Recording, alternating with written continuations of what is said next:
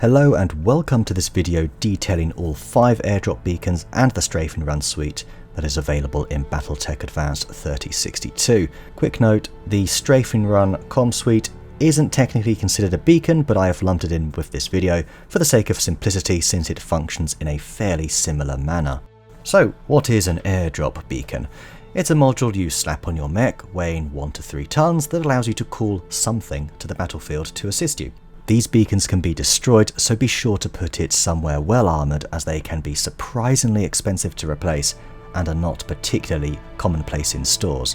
Something important to note is that each use not only requires a fee, but also requires the full turn of the mech that uses the beacon. That means no shooting or moving, so be sure to plan ahead for the right spot to use your mech, because we all know what happens to a light mech with no evasion.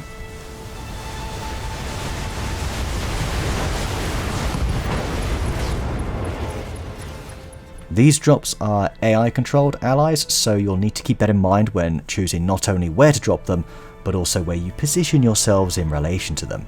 Also, it does cost resolve to use these drops. So how to obtain these beacons? Although these can be picked up in stores around the known universe, the easiest way to get all 5 beacons and the Comm suite right off the bat is by selecting the Sharp Negotiating on the 3rd selection choice in the Commander Creation screen. That's right, selecting this option will give you all of them and a few permanent contracts to use as well. Is there variety among what can be dropped with each beacon type? Yes, each beacon has a stock option in the event that you have no additional contracts. With the Sharp Negotiating trait, you do start with some additional permanent contracts that can be used instead of the default options that I'll mention as we go. One-off and permanent contracts can be purchased in various stores around the galaxy. Okay, so I am in the system store in Solaris 7, and if we go down far enough we can see some contracts here. So these are one-use contracts. It does give you a warning. You've got an idea of the sort of prices here that you're looking at. These are all mech airdrops, if I recall. Yes, they are. So more often than not you'll be paying a lot less than the permanent one, but obviously you only get one use of it. So I think these are probably going to be heavier mechs. If you scroll down further, you've got some permanent contracts down here. For instance, we all know the Blackjack one. That'll set you back $500,000, even though it's lighter than some of these. But you get to use it again and again and again. All you have to do is pay that once, and that's it. You'll always have that option available to you. But you've obviously still got to pay the droppage fee as well to use the beacon. So there you go, $500,000 for that. There's another permanent one. And you've got one here for a turret as well, so a light sniper turret. I'm going to go ahead and pick this up actually, because I will actually use this. I've actually only got 2 short range turrets, so having a long range support one could actually be quite good. So I'm going to go ahead and buy this, and I'll show you how to use this very contract actually. Yeah, I guess it's time to move on to how to use the beacons.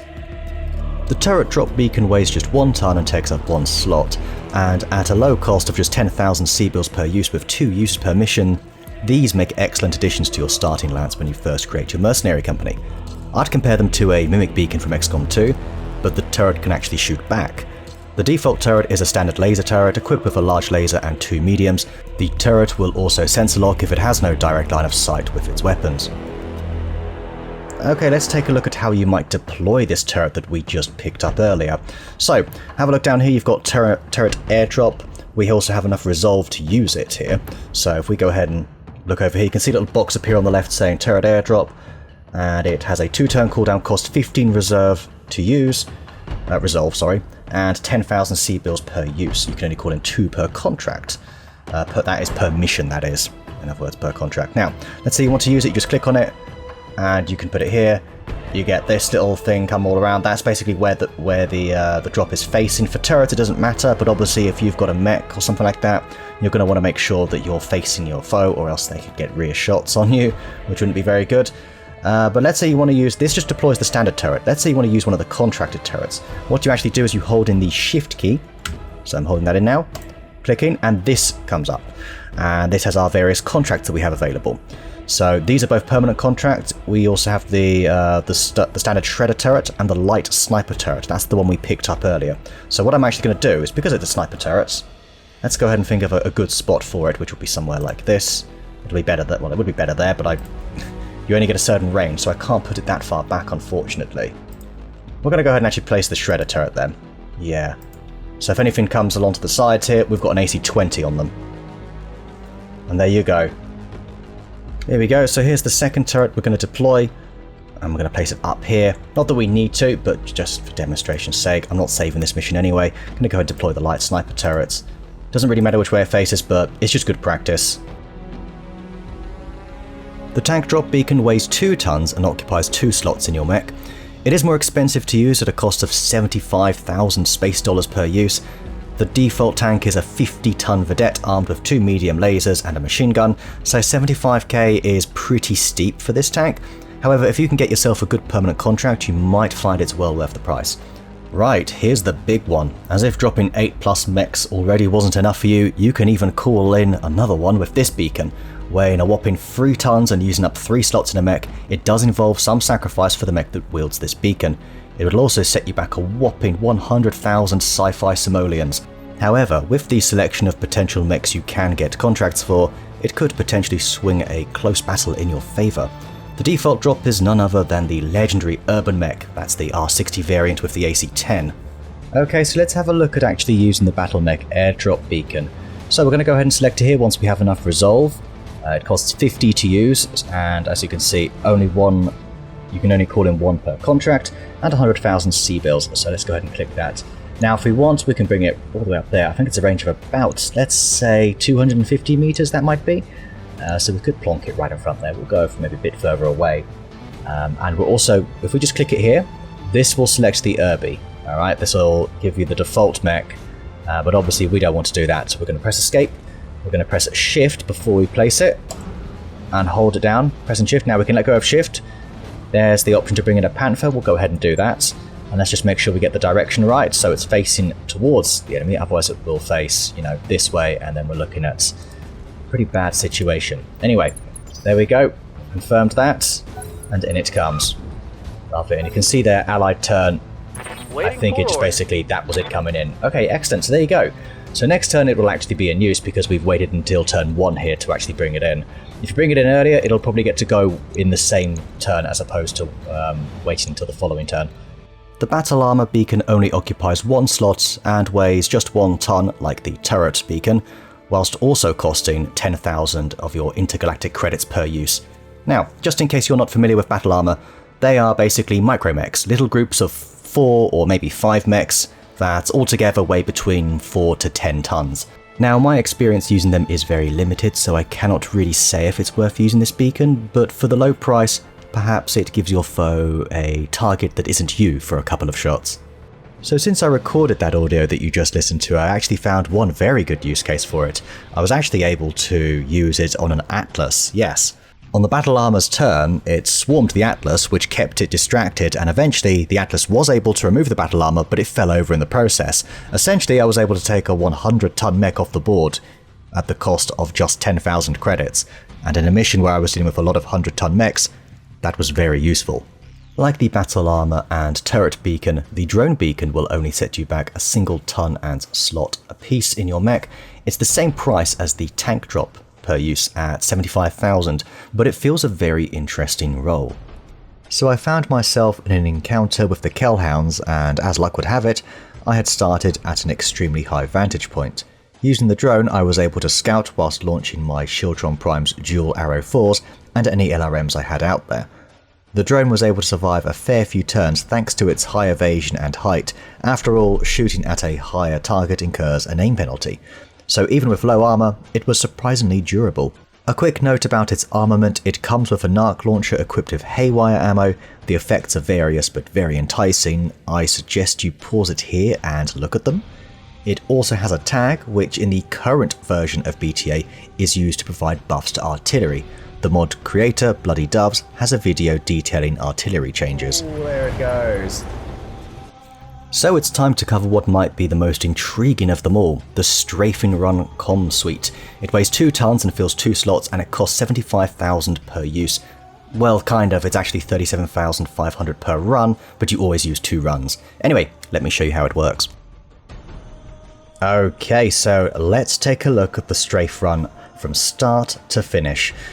So we've got our crab here, it's equipped with the Strafing Run suite, and it is available to use. Well, how much to resolve does it cost? About 15 to use, so it's quite cheap to use. There might be 15 per wave, and obviously there are 2 waves.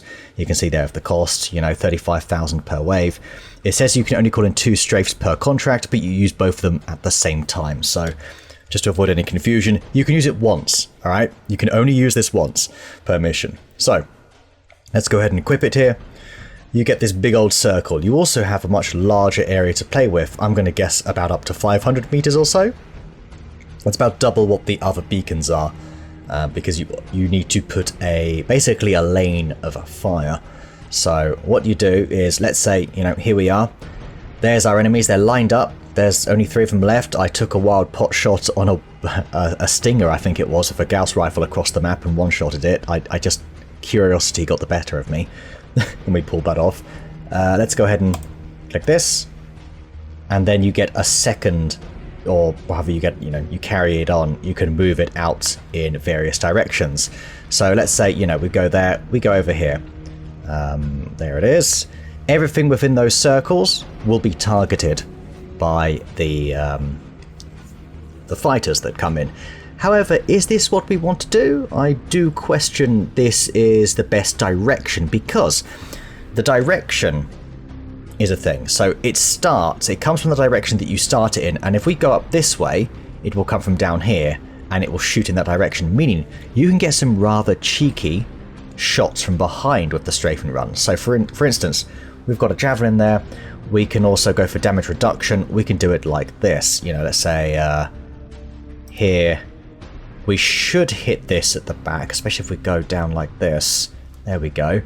We can hit them all at the back. Lovely. Now let's say you've got a contract as well for, you know, a different fighter, let's say, you know, because I happen to have that. Again, I'm going to press shift, like we do with all the other stuff. And it's going to give me the option. The default is the, Shilone aerospace fighter. That has a large laser and 2 mediums. The Slayer aerospace has 6 medium lasers. Rather like the Wraith that I still have. That was how I kitted it out to begin with. So we kind of want to get the direction right, so it's going sort of down this way. Yeah, that should hit the javelin from behind. It will definitely hit this galleon from behind. And remember, it also, despite the evasion, it gets the height advantage as well. So that is a thing. So we're going to go ahead and do this. You're going to press confirm, and then, because there's 2 runs... Oh no, normally it tells me to do it twice. Okay, cool. That's fine. If it does come up with selecting the fighter again, just go ahead and select, you know, the fighter you want to use for your second run. You're allowed to use let's say in that case, even though I only have 1 permanent Slayer contract, I can use it twice in the run here. And you can see here you've got beacons set up. By the way, the fighters will target everything, and that includes your own mechs. So be careful. Okay, here we go. Here it comes. Now it can shoot stuff that you can't see. As long as it can see it, it will carry on firing. And there we go, we've got rear shots there on the javelin. Despite the evasion, we're seeing hits here. Because we're shooting from the rear, we don't need to worry about damage reduction. Now, there should be a second volley coming in here somewhere, so because there's always 2 runs. So let's stall for time, if we can move, and then let's have the second run. All right, let's move. Watch the sky. All right, here's the second run coming in. Structures exposed on the rear there. Let's see how it does on the javelin. Ooh, that has to be. Yeah, there you go.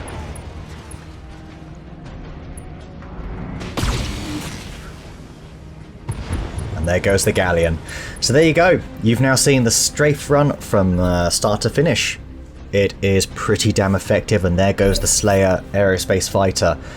It is very good on ambush convoys. I have documented many missions where I use it, and I will be sure to maybe link some of them in the description. In fact, for each beacon I will put descriptions linking to videos, perhaps best showing off those beacons, except for the tank one. I don't really have a good tank one, as it were.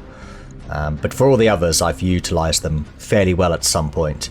So there you have it. You are now pretty well informed on drop beacons and how to use them. If you enjoyed this video, dropping a like on it would go a long way, and maybe consider giving the playthrough we have going on here a watch if you want to see how these beacons work and how they can influence a mission. Finally, a big thank you to Bloody Doves, the creator of BattleTech Advanced 3062, for including these features that add even more depth into an already stacked mod. Links to relevant pages on the features shown in this video can be found in the description below.